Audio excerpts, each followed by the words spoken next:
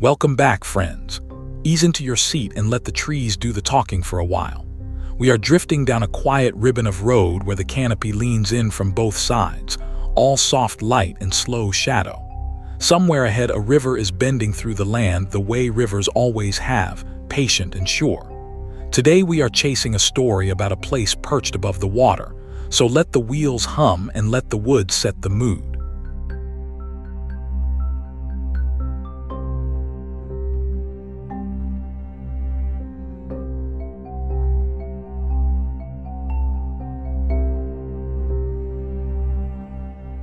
Let us find our footing on the map first. We are in Minnesota, in Dakota County, on the south side of the Mississippi, just below the city of St. Paul. Our destination sits up on the bluffs above the meeting of two great rivers, the Minnesota and the Mississippi, where they braid together into one wide channel. The town is called Mendota Heights, and its name carries an old story we will unfold mile by mile.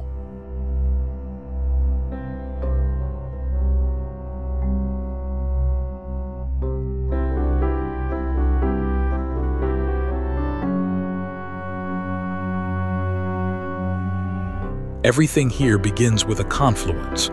Two rivers, each with its own long journey, come together below these hills and continue as one. For thousands of years, this junction has been a crossroads of the northern plains, a natural gathering point where travel by water was the fastest travel there was. Stand above it, and you understand instantly why people have always paused at this exact spot. Water meeting water tends to gather everything else around it.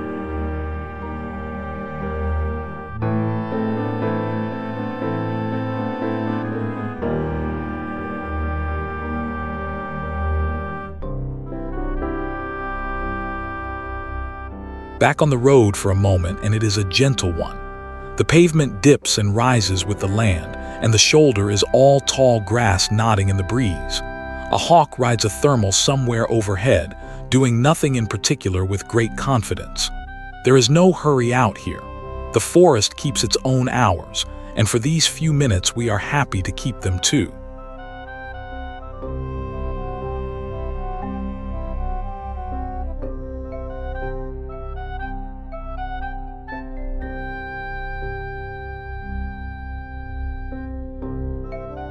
Now lift your eyes to the bluffs.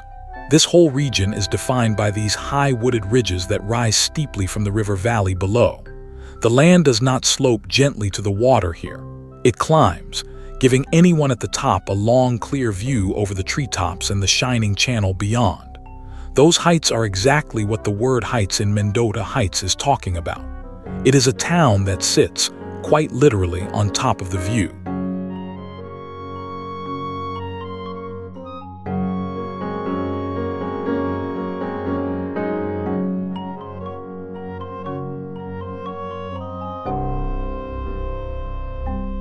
To understand Mendota Heights, you have to meet its older sister first, the little village of Mendota next door. Mendota is one of the oldest European-American settlements in all of Minnesota, a cluster of stone and timber buildings tucked right at the river junction. Long before there were suburbs or highways, this was a working outpost, a place of trade and travel and quiet permanence. The heights would grow up on the bluffs above it, borrowing its ancient name.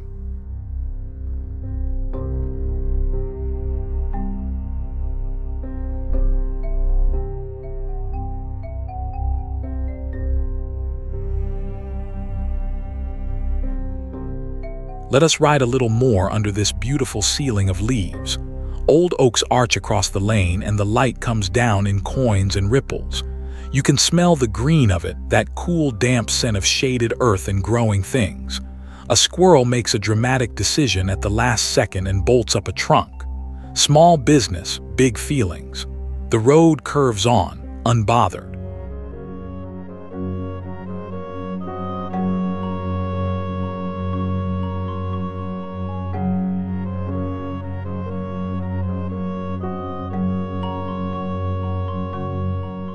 The name Mendota comes from a Dakota word describing this very place, the meeting of the waters. It is a name born of careful observation, of people who knew this landscape intimately and named it for exactly what it does. Two rivers become one, and the word remembers that. When you say Mendota, you are speaking a description of the confluence itself, a name as old and as true as the currents below the bluffs.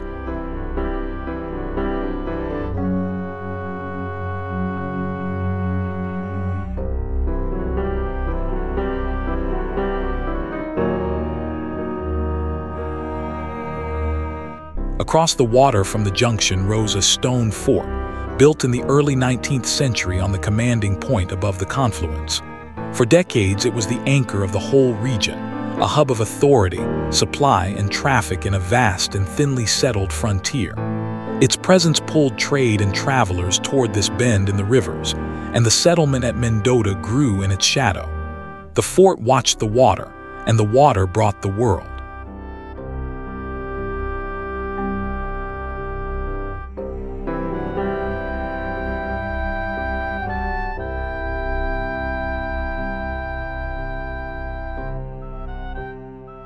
Windows down for this stretch, because you can just hear the river through the trees. It is a low, steady murmur, the sound of a lot of water going somewhere without any drama about it. Reeds lean at the bank, and a heron stands frozen mid-thought in the shallows. The road runs parallel to the current for a while, two travelers heading the same direction at very different speeds. We will let the river win.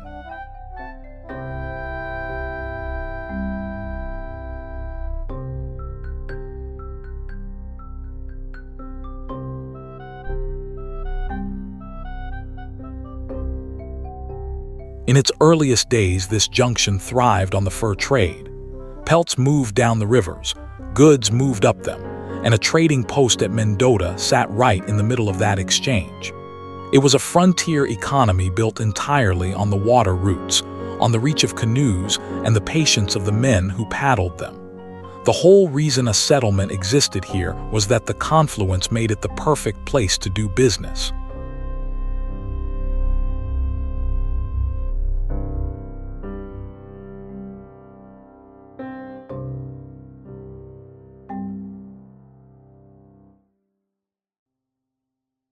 Picture the river alive with loaded canoes, the voyageurs bending to their paddles with bales of trade goods stacked between the ribs of the hull.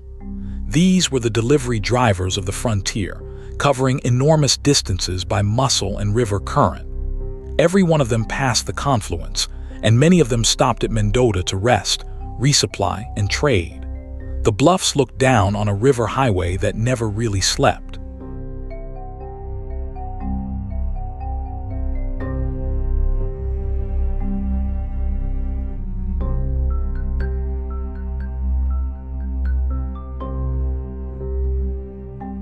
The trees open up now into a bright meadow, and the whole world goes gold for a minute. Grasshoppers tick and spring out of the way as we roll past. Wildflowers crowd the ditch, purple and white, and a stubborn splash of yellow. A pair of butterflies do their looping figure-eight negotiation over the clover. It is the kind of ordinary beautiful that you only notice when you slow all the way down. So we slow all the way down.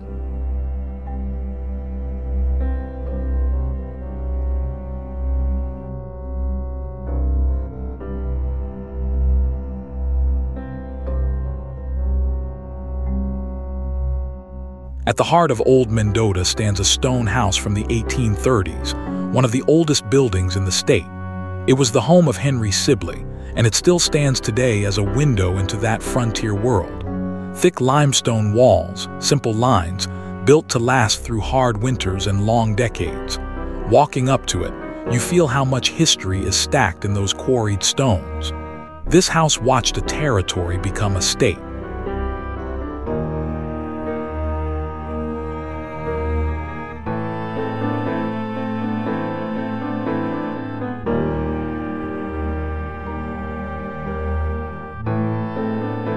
Henry Sibley was a central figure in early Minnesota, a fur trade agent who became the first governor of the new state of Minnesota. His home at Mendota placed the levers of a whole emerging region right here at the river junction. From a stone house on the frontier to the governor's office is quite a journey, and it happened in a single remarkable life. The little village below the bluffs was, for a while, a seat of real consequence.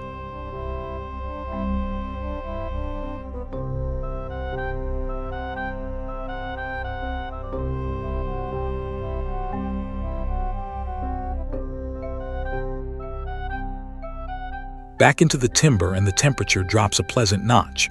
The road here is all dappled shade, cool and quiet, the kind of tunnel of green you wish went on forever. Ferns crowd the roots, and a fallen log wears a whole velvet coat of moss. Something rustles off in the brush and decides we are not worth investigating. Fair enough. We keep rolling, easy and unhurried, letting the forest breathe around us.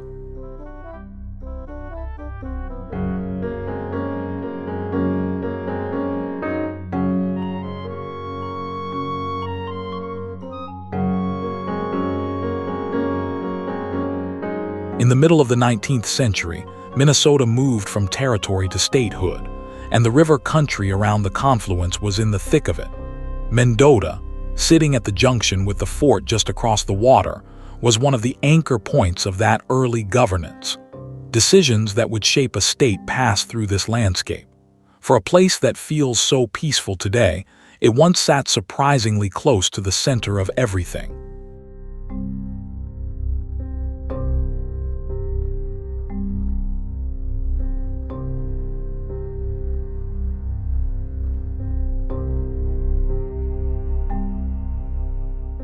Here is an old map of the region, and the confluence practically leaps off the page.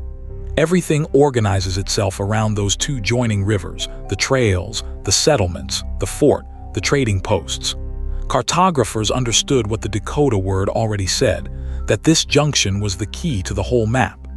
Trace the ink and you can watch a frontier making sense of itself, one river bend at a time, with Mendota marked right at the meeting point.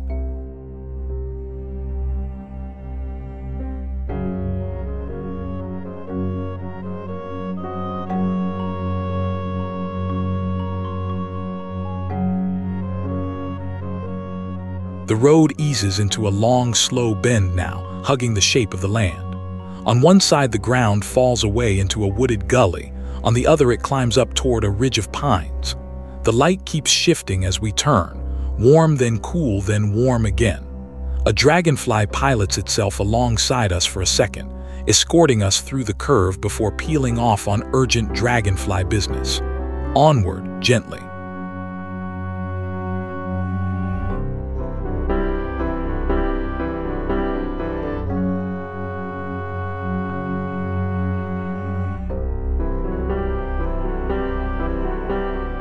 Mendota holds more than one old stone house.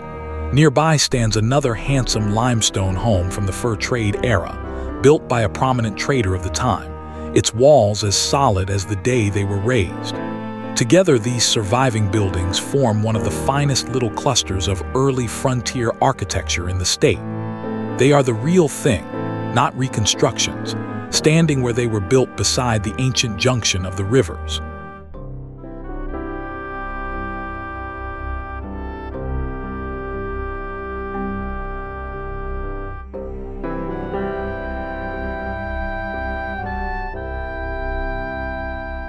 Rising among the old houses is a historic little church, one of the oldest continually standing houses of worship in Minnesota.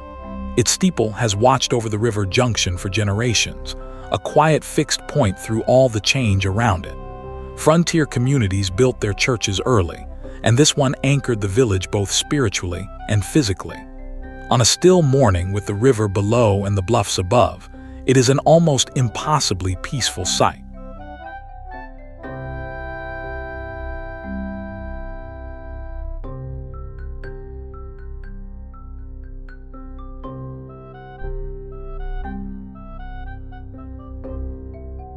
Let us just coast for a bit and listen. The trees are absolutely full of birdsong right now, a whole overlapping chorus of trills and whistles, and one bird who clearly thinks he is the star of the show. A woodpecker adds percussion somewhere off to the left. The breeze moves through the high leaves like a slow exhale. This is the soundtrack the land makes when nobody is asking it to perform. We are lucky eavesdroppers.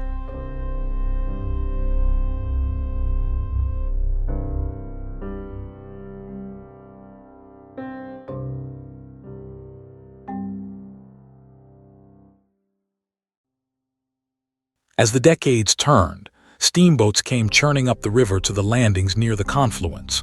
Suddenly, the junction that had lived by canoe now welcomed paddle wheelers, stacked with passengers and freight, and the momentum of a growing frontier. The rivers that made Mendota important in the fur trade kept right on making it important in the steamboat age. Same water, same bluffs, a whole new kind of traffic sliding past below.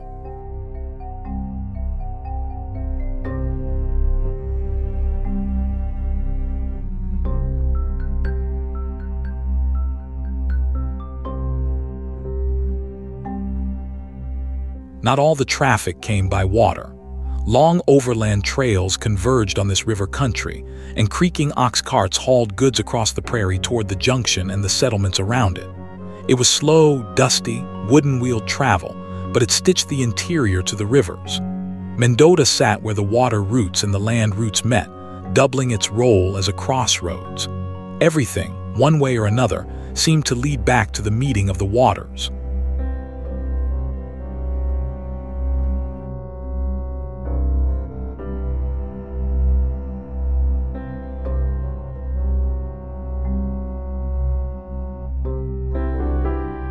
The canopy parts overhead and gives us a wide slice of sky, all drifting clouds and clean blue. It is a good reminder to look up now and then. A few high birds wheel in lazy circles, riding the warm air. The road stretches ahead flat and inviting, shimmering a little in the light. Moments like this do not need narrating, really, so let us just enjoy the open feeling for a breath before the trees close back in.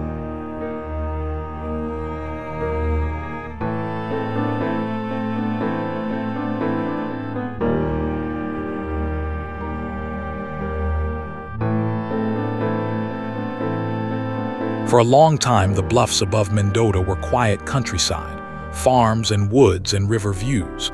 Then in the mid-20th century, in 1956, the community up on the heights was officially incorporated as its own city, Mendota Heights. It took the ancient name of the village below and lifted it to the ridgeline. A brand new suburb, wearing one of the oldest names in the state. The old story and the new town, folded together on the high ground.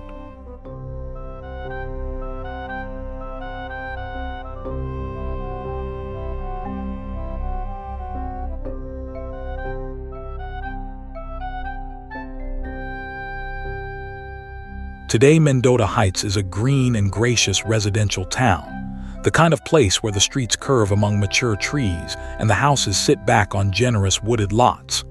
It is calm, comfortable, and thoroughly shaded, a suburb that seems to have grown up inside a forest rather than clearing one away. The bluffs give it long views, the trees give it privacy, and the whole place carries a settled, unhurried feeling that suits its old name.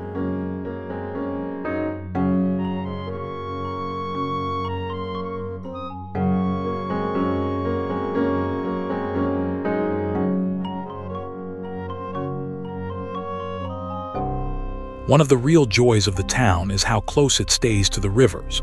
Trails run along the water and through the valleys, letting you walk or ride right down to the edge of the currents that started this whole story. Parkland threads through the bluffs and ravines, keeping the wild green woven into everyday life. You can trace, on foot, the same waterways that once carried canoes and steamboats past these heights.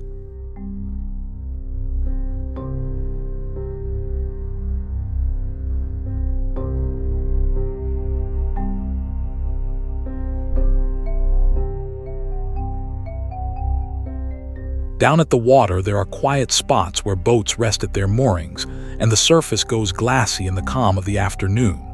The reflected trees hang upside down in the still channel, and the river slips by so smoothly it barely seems to move at all. It is a soft, easy scene, the working river of the fur trade era now grown gentle and recreational, carrying kayaks and canoes instead of cargo.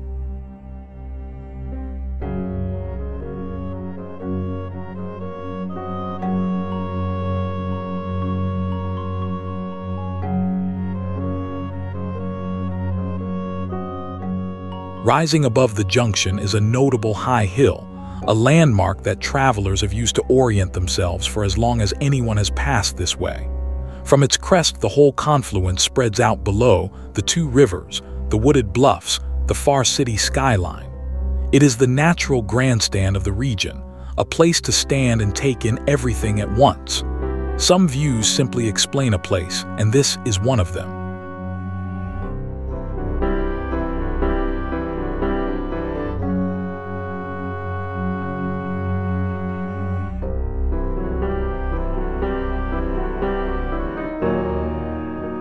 The town is generously laced with parks and green valleys, pockets of preserved nature folded into the neighborhoods. Ponds catch the light, wetlands hum with life, and wooded ravines cut cool corridors down toward the rivers. It is a landscape that rewards a slow walk and a wandering eye. For a suburb, Mendota Heights keeps an awful lot of its wildness close at hand, and that green abundance is a big part of its charm.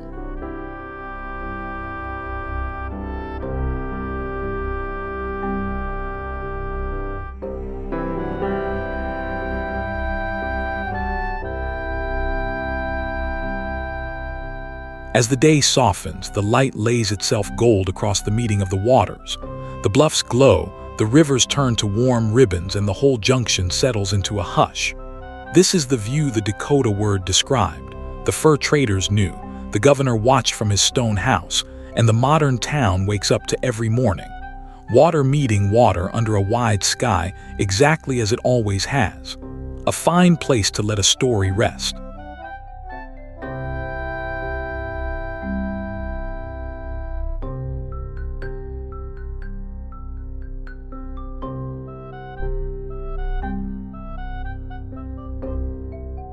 Time to point the wheels toward home, back through the tunnel of trees with the light going long and amber. The road is quiet now, the shadows stretching across the lane, the woods settling into evening. There is a particular contentment to the ride back, when the destination is behind you and the trees just carry you gently along. Breathe it in. Let the green blur past. No rush at all on the way home.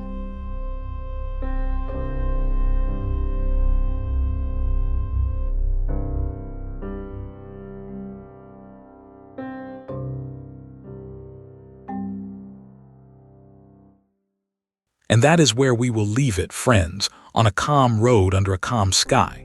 Thank you so much for riding along with me today. If you enjoyed drifting through the woods and unwrapping a little history together, I would love it if you subscribed and came along for the next one. There are always more bluffs, more rivers, and more old stories waiting just around the bend.